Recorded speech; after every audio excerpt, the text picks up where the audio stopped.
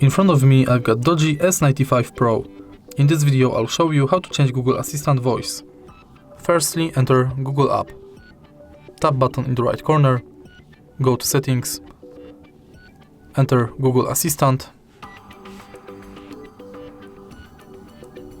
scroll down and enter Assistant voice. Here is the list of all available voices.